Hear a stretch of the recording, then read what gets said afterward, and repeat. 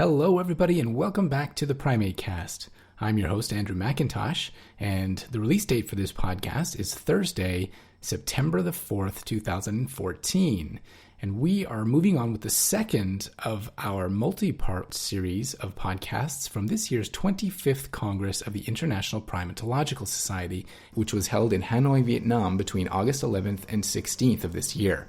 Now, in this podcast, we have a little bit of a theme going. We're going to be talking about the importance of infectious disease and other microorganisms in primate conservation. So we're going to hear from three scientists, including Tom Gillespie, Julio Cesar Bica-Marquez, and Joe Belitsky. And the topics are going to range from large-scale multidisciplinary projects in Africa, investigating disease transmission in complex landscapes, including wild and domestic animals, humans, and various other components, in addition to the importance of outbreaks of yellow fever in New World monkeys, particularly howler monkeys, and what importance that might have for conservation efforts of those species. And finally, we'll hear about the importance of the microbiome, especially the gut microbiome, which is really a hot topic in science these days, particularly as it relates to human, animal, and environmental health. And so you're going to hear Dr. Belitsky talk about the importance of the microbiome in thinking about primate conservation. The first interview in this installment of the podcast is with Dr. Tom Gillespie. Now, Dr. Gillespie, along with his former graduate advisor, Dr. Colin Chapman, now of McGill University, were among those spearheading what we might call this modern wave of research into parasites and infectious diseases of primates. Also among the first to recognize the importance of monitoring and understanding the role of infectious disease in primate conservation. So coming a long way from earlier days cataloging intestinal parasites of guenons and columbines in Kibale National Park, he's now associate professor at Emory University in the departments of both environmental sciences and environmental health, which is in the School of Public Health. He also has links to the Center for Disease Control through Emory's Global Health Institute. In this interview, you're going to hear Dr. Gillespie talk about two large projects he has ongoing, focusing on the importance of infectious disease in primate biodiversity conservation and public health. So we have several large projects at the moment that are interdisciplinary and that deal with issues of disease transmission, either in landscapes where we have a lot of overlap between the movement or activities of people, livestock, and wild primates, or where the landscapes are changing. And we're trying to understand how those changes are affecting transmission dynamics.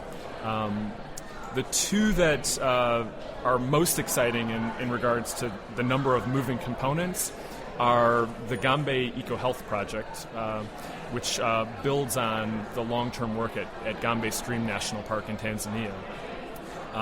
That is a collaboration that's coordinated by myself along with Dominic Travis, who is a veterinary epidemiologist at the University of Minnesota, and Elizabeth Lonsdorf, who's a behaviorist at Franklin and Marshall College.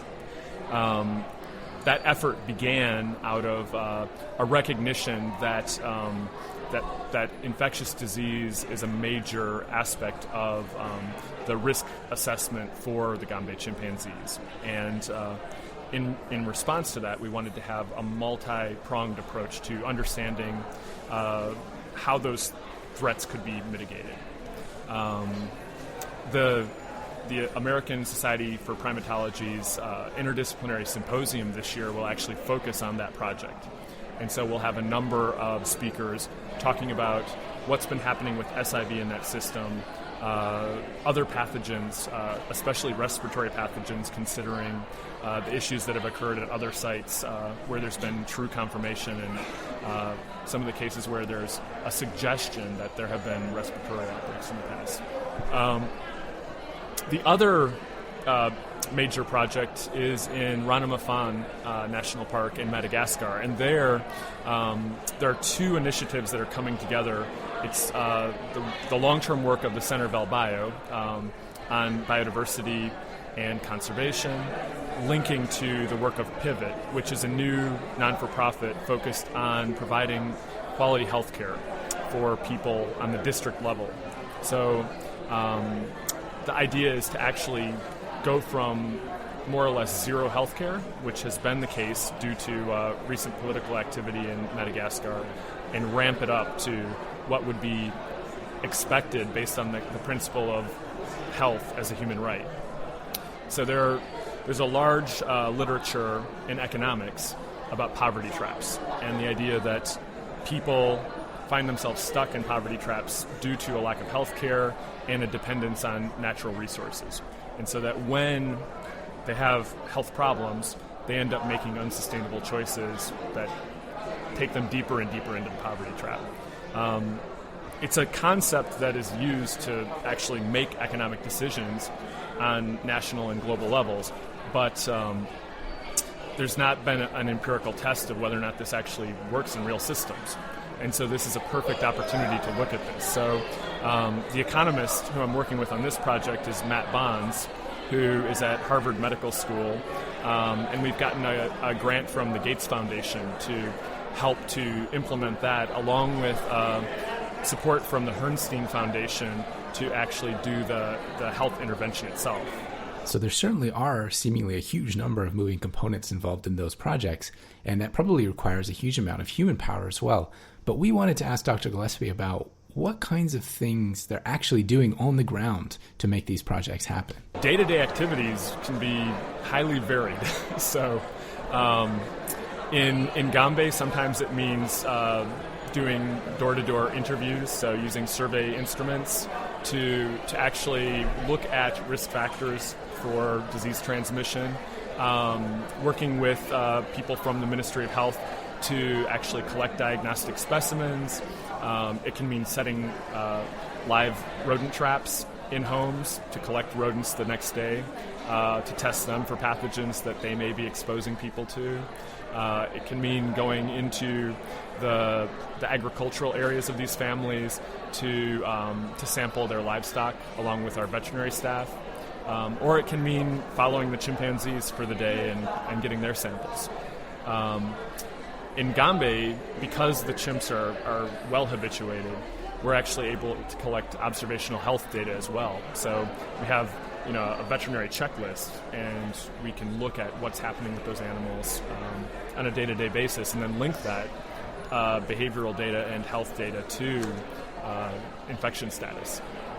In Madagascar, there are many components that are similar in that sense of working within the communities, going out into the field to work with the lemurs to understand also how their health may be threatened by interaction with humans.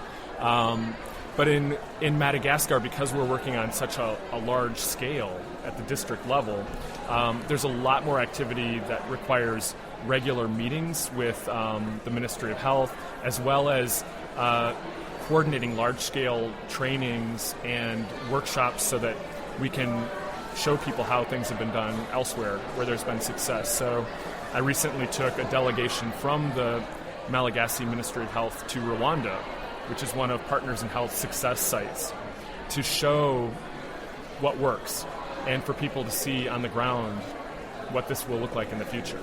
So the sheer scale of these projects just described by Dr. Gillespie is obviously immense. And it's really important to reiterate, as he mentioned, that the foundation of these projects really rests on the infrastructure that's been built over decades at both of these field sites. The work at Gombe goes back obviously to the works of Jane Goodall, and then 5-6 decades of research on the chimpanzees there. And then at Ranamafan in Madagascar, a site which research activities and conservation activities have largely been driven in recent history by tireless works of Dr. Patricia Wright, who, by the way, we wanted to get on the podcast during this series, but unfortunately just couldn't get in the right place in the right time to secure that interview, as often happens at conferences like this.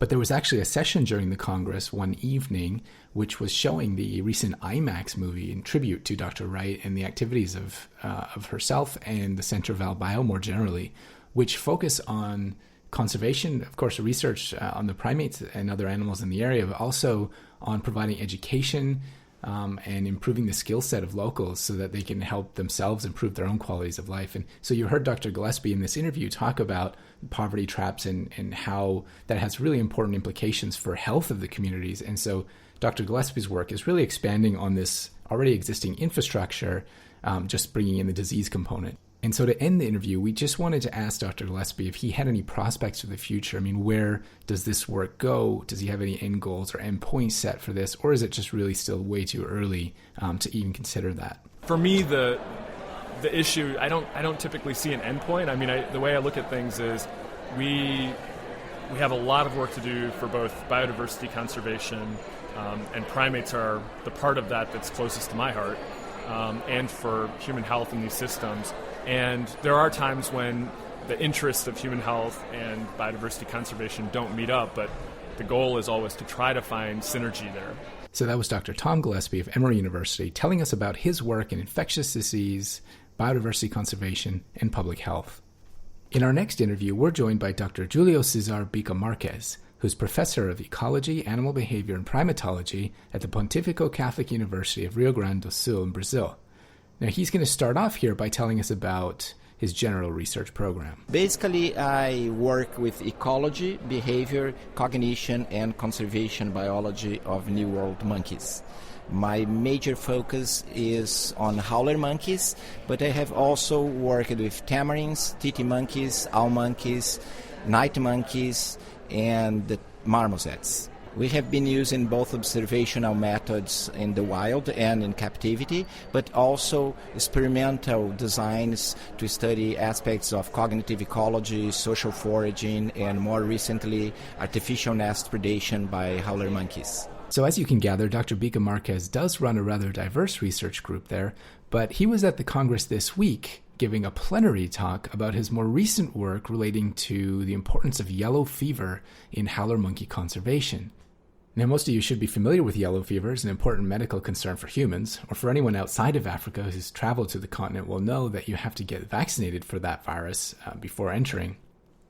What you may not have known is that howler monkeys are actually incredibly sensitive to the virus themselves. Now, yellow fever is caused by a virus transmitted via infected mosquitoes, which move the virus from animal to animal or human to human. And when it was first introduced to the New World, probably through slave ships from Africa, it caused extreme population declines in local howler monkeys. And so Dr. Bica Marquez was here talking about some of the prospects, perhaps, or why we might, or we should, in fact, be concerned about this disease and these disease outbreaks in howler monkey populations in South America, specifically in Brazil, as far as his work is concerned. After a recent outbreak of yellow fever in South Brazil in 2008 and 2009, we have shown that about 80% of the populations were lost because of the disease.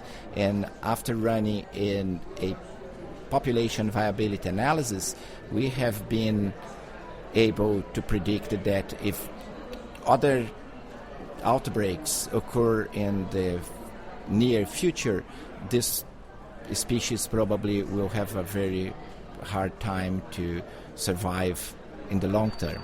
So 80% mortality is certainly bleak in any outbreak situation, but what's exacerbating this problem is the already existing issue of conservation concern of habitat fragmentation.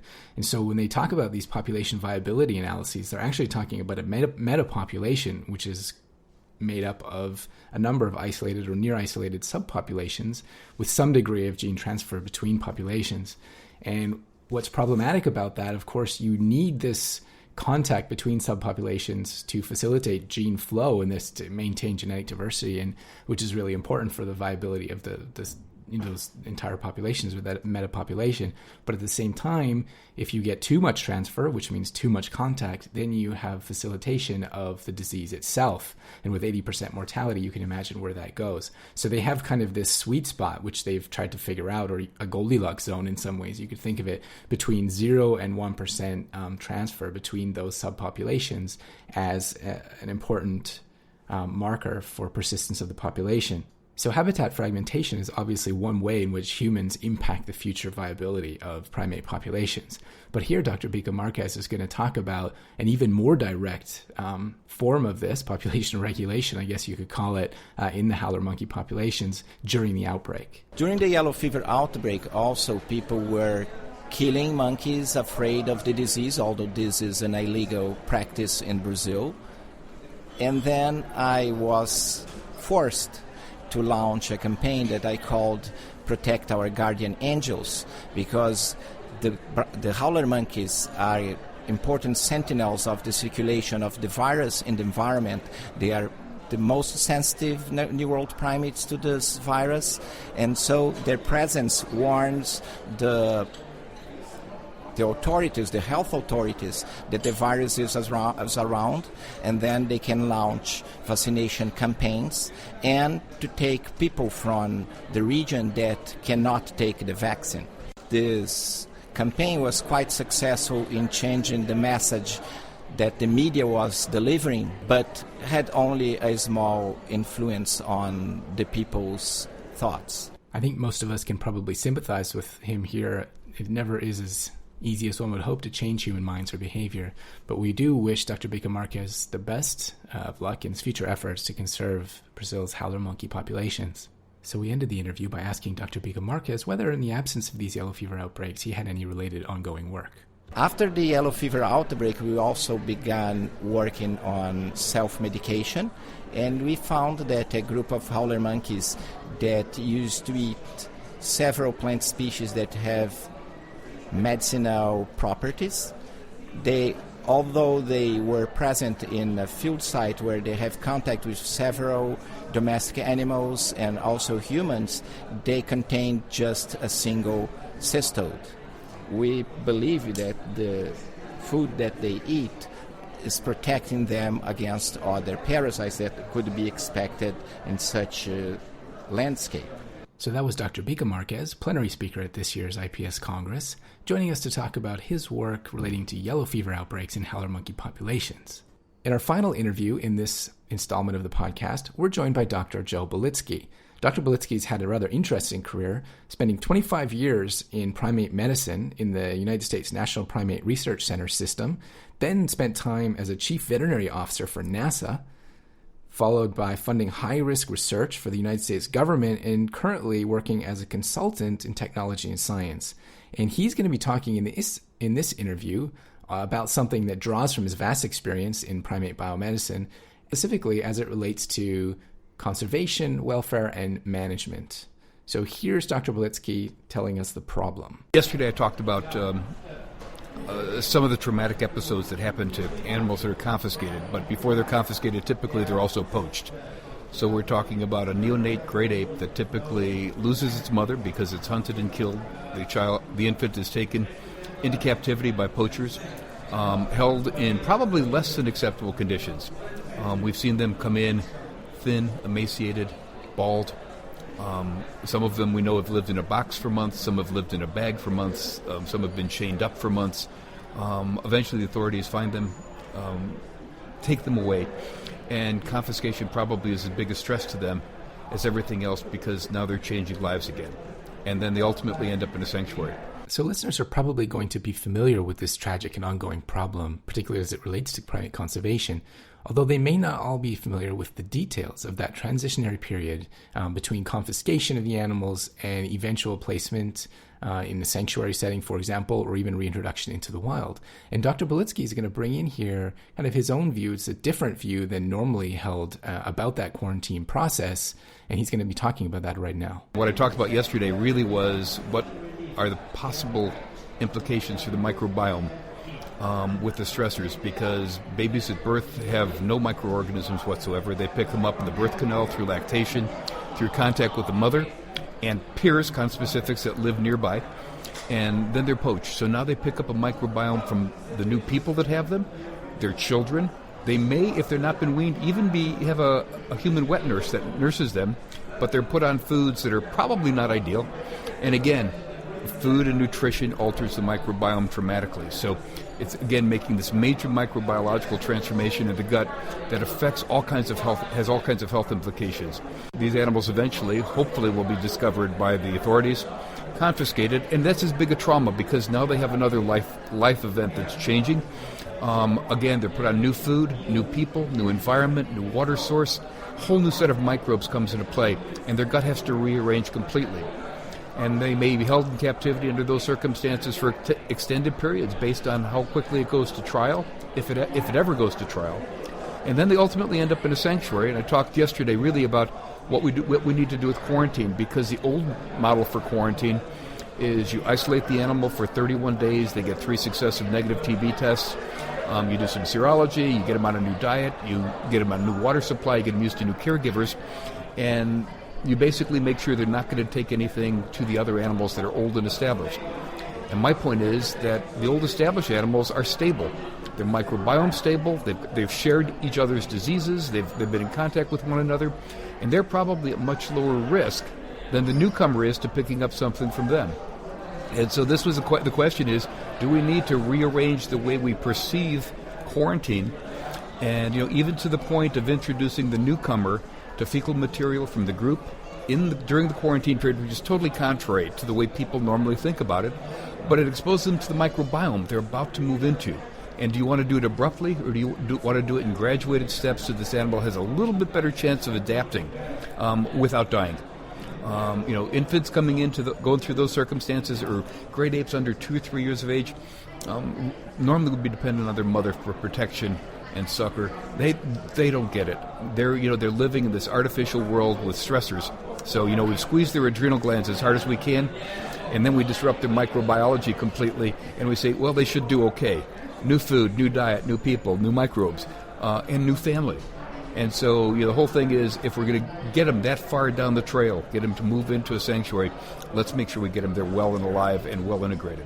So the microbiome is currently a flourishing field of science, with study after study appearing, particularly as it relates to human-associated microbiota.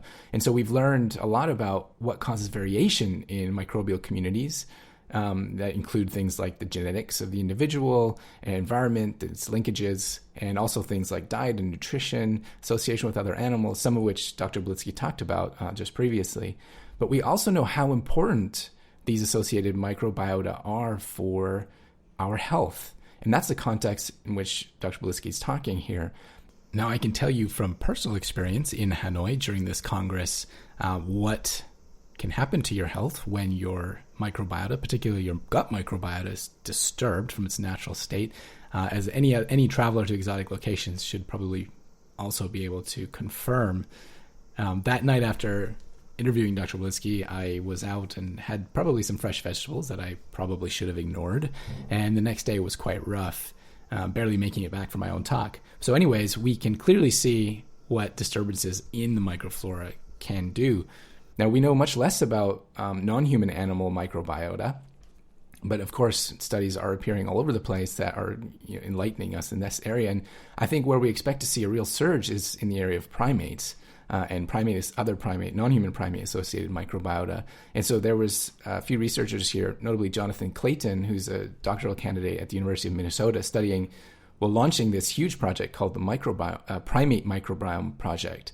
And so they were presenting a few studies from that, as well as a small, short symposium about that, encouraging researchers to join their cause and submit samples, and hopefully we'll get a really good catalog of what kind of organisms are associated with primates around the world in different settings. So Jonathan Clayton talked about the relationship between variation in microbiome, gut microflora, and the conditions the animals were living in. So maybe zoo-housed or captive or semi-free-ranging animals versus animals in the wild. As Dr. Blitsky mentioned, exposing these confiscated animals or quarantine animals to a new microbiome as a way to help integrate or ease that transition into a new environment is really contrary to the traditional beliefs of what quarantine is supposed to be about. But in light of all this evidence of the importance of the associated microbiota, this may clearly be a necessary step to take. And so we wanted to know Dr. Blitsky's perspective on, where we stand in this process and how likely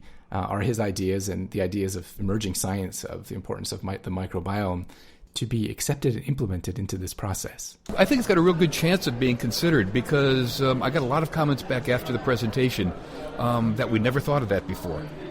And that was one of the reasons for it, is to bring some of the new science and ways of thinking about what's going on with us physiologically to primatologists who live in a less biomedical world, people who manage sanctuaries, who do reintroductions. They're not keeping up in the biomedical literature. They're just trying to keep their programs funded, keep animals alive day to day. So this meeting is real good at bringing, new technology, new biomedical discoveries to the world of primatology for the benefit of the primates at hand. So that was Dr. Joe Blitsky telling us about the importance of the microbiome in primate care. So I'd like to thank our three guests today, and for all the listeners out there, I hope you enjoyed the program and learned something about the importance of infectious disease and microbes in primate conservation. Please also stay tuned for our next podcast in this series, which will probably be released about a week from today, when we're going to focus more generally on issues surrounding primate conservation. So we're going to be talking with Tatiana Hummel from the University of Kent, Debbie Cox of the Jane Goodall Institute, Miles Woodruff, also of the Jane Goodall Institute and a graduate student at Durham University, Noel Rowe, the author of that iconic book, The Pictorial Guide to the Living Primates, and finally Dr. Augustine Basabose, a primatologist from the Democratic Republic of the Congo. So we hope you do join us next week. Until then... You have been listening to the PrimateCast, a podcast series dedicated to the study and conservation of primates around the world. Brought to you by the Centre for International Collaboration and Advanced Studies in Primatology of the Primate Research Institute of Kyoto University. Visit us online at www.cisasp.pri.kyoto-u.ac.jp/news/podcasts and follow us on Facebook at www.facebook.com/theprimatecast and on Twitter at theprimatecast.